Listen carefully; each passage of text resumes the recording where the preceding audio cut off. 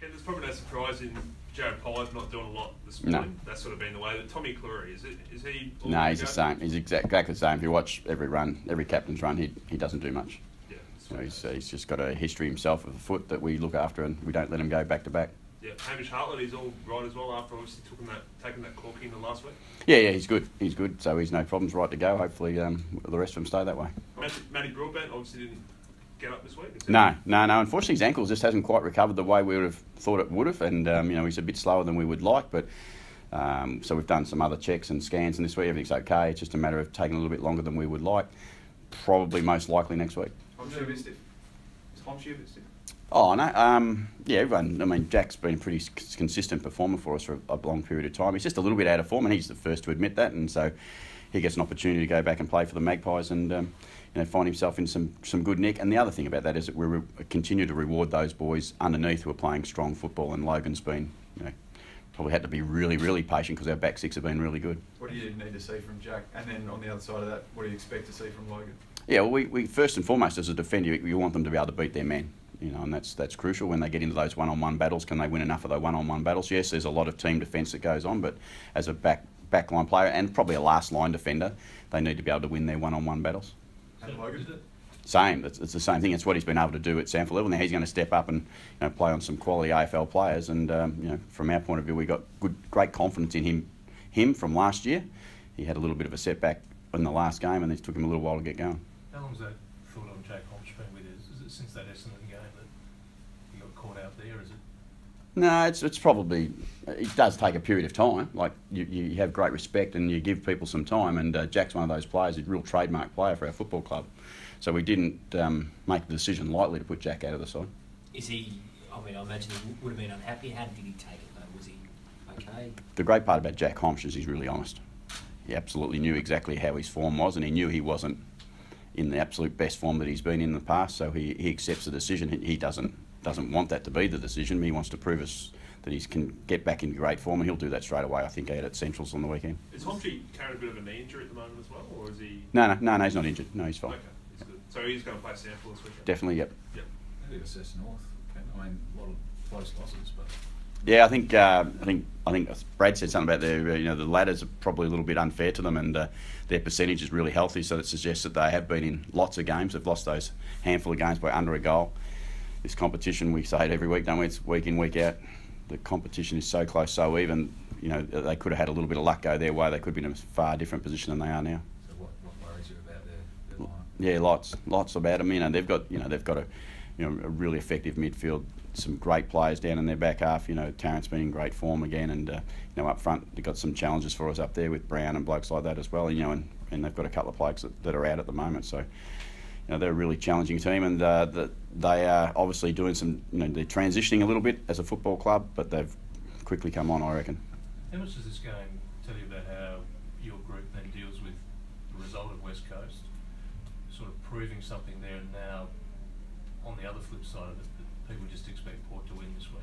Yeah, well, that's and the competition says that you should never expect anything.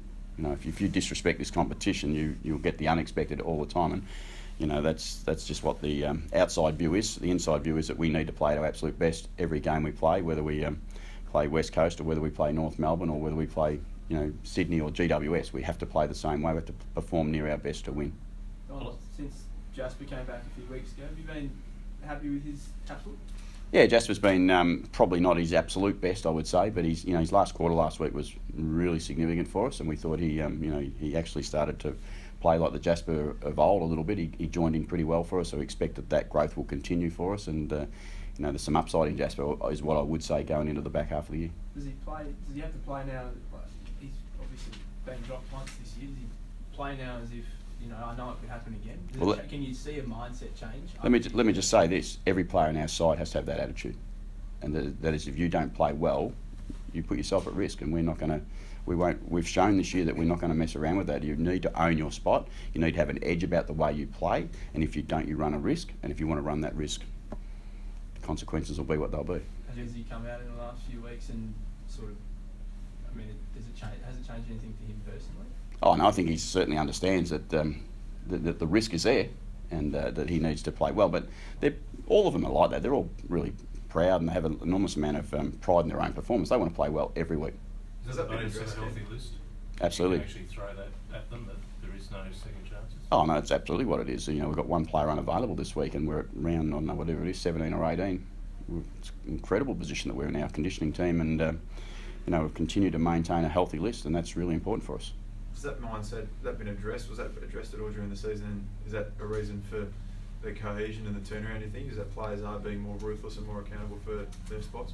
Oh, and I think there's a lot of things that have helped us this year. You know, clearly a healthy list is one of the key things that's helped us. You know, when we've got a healthy list, and now we've got some performance pressure that they all add up to putting you in a position you want to be. But look at the ladder.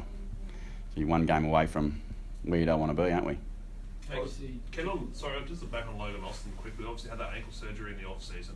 What have you seen from him in the past, whether it's 4 or 6 weeks in the Sanford, that's giving you the confidence to recalling this week? Oh, he's a really accountable defender, and he's a big defender too. He's 198. He's a big man, and we certainly like that little bit extra size helps us, and he beats his opponent. As I said before, he beats opponents one-on-one. He helps other people set up. He's a leader. He's a young leader in our football team, and you watch him out there. He's got his arms and he's got his mouth. He's got everything going when the ball's not around to help other people.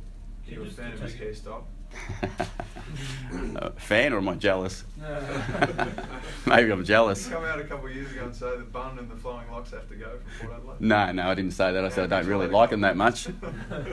But then I've got a son now who's nearly got one, so I've got to be careful. I love long hair now. Ken, just on that other, you say one game from where you don't want to be, but what should you be making of the season now? The last 7 with 4th position currently, what should you be making of the next 7 games? Oh, we just got to make sure we play our best tomorrow. And that's the season takes care of itself. Rooch, I said that last week. Look at the ladder at the end of round 23. Make some assumptions of what your season looks like and has been like after round 23, because it's such a close competition. I'm not going to sit there and predict what might or might not happen for ourselves, or alone anyone else. So you've given up on the ladder predictor, you know? Yeah, no. Remember I said that a couple of weeks ago. I give up on that a long time ago. Ollie Must- Wines, I'm sorry, you Just going to say, you must approach it with a fair degree of confidence, though, given the results and the ladder position that you're in. Look, I approach each week with some confidence about our group, because our group's been shown all season that we've been really consistent. You know, we've been able to be in most games that we've been a part of. Bar one game, we've been in every game right up to the end of it, and we give ourselves a chance in every game. So I do approach every game with confidence that this team will turn up, and that they'll play in a certain style that'll give them a chance to win. Ollie Wines has spoken a bit this week, but just a comment from you. You've been there since day one, as he has, the same time you came in, and he's playing in almost every game you've coached. Yeah, and he was significant, wasn't he, when he came to the club, and certainly was when I first came to the club. We've probably shared the journey a little bit. I feel like there's something extra in that connection, and with his family and the way he's gone about things, and his own comments this week. They're just amazing comments when you think, in his words, he loves this football club, And I sat there and had that chat with Tony about the possibilities of us drafting Ollie Wines, and let's just say Tony wasn't overly endorsing that opportunity. So, but now Tony, Jane, and the family would, I'm sure they call Port Adelaide home. I was going to say, do you still see Tony, and do you have a laugh and a joke about it now? Yeah, we do, and his whole family they're Port Adelaide family now.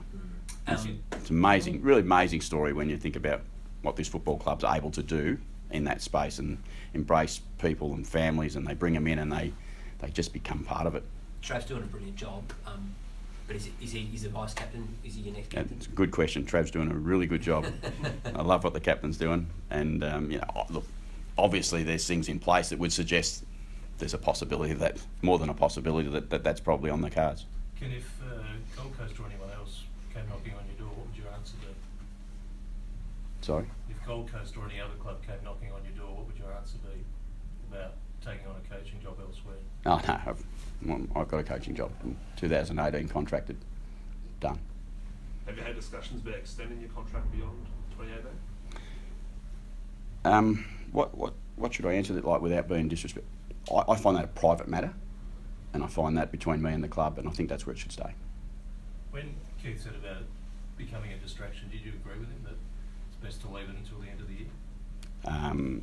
Again, Rich, without being disrespectful, it's private, and I think it's where it should stay. Ken, what about Joey Utley last week? What did you see from him that you liked enough to keep him going through the second go? Yeah, I like a lot about Joey, you know, and I like a lot about a lot of our younger players and some of our a lot of our senior players as well. But certainly those young boys bring some enthusiasm, don't they? And when you bring them in, if you can and you should try to, is to give them a couple of opportunities. I reckon that's really important, because the first one can be a bit of a whirlwind for them. Can be a bit, wow, that just happened. And I thought Joey settled into the game really well in the back half of last week, and I think he'll be a better player again tomorrow. How important is that, giving him a second chance straight away? Because as you said, I mean, a couple of nervous handballs to sort of start his career off, but you build, don't you? Yeah, and most of our young blokes, when they come in, if you look at our history, we continually play them, and we like to continually play them. Jarman's played lots, Ollie's played lots, you know, Sam Powell-Pepper's played lots. You know, we don't mind leaving young players in the team, and if they play well enough, Joey can look forward to not just this week, but many more weeks. How many of the emergencies are you going to hold back? We just told one. Unfortunately, we play basically at the same time, which not the ideal programming for us, but that's what we have to deal with. You've chosen who it is? Yeah, Riley Bonner. And nothing. Sam's shoulders okay? Yeah, yeah, we know that, don't we? We've all watched him for a little bit. He's never not going to play.